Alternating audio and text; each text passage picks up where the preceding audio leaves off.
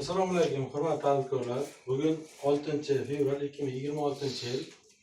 Bizlarning Yangiobod mahallasi binosida ko'p turganimizdan xursandmiz. Bu yerga sizlarni tadbirkorliklaringizni rivojlantirish uchun yig'ilib turibmiz. Sizga qisqacha bank mahsulotlari to'g'risida ma'lumot berib o'taman.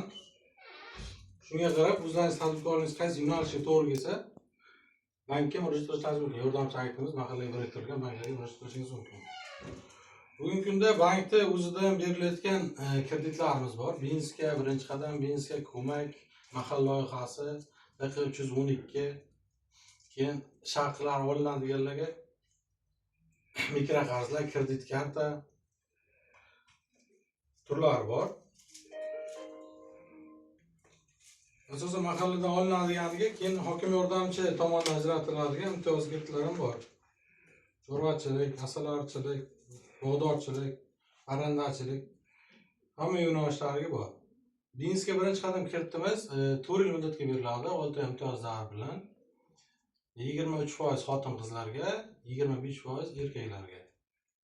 Shunda plastik kartalarga tushirib beriladi. Keyin mahalla loyihamiz bor.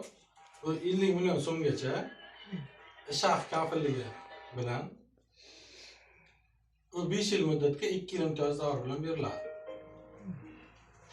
312-qarorga asosan berilgan kreditlar asosan yuridik tashkiloti bor, yatita, MCH, xususiy korxona, oilaviy korxona 1 yil davomida faoliyat yuritib turgan mijozlarga ajratiladi.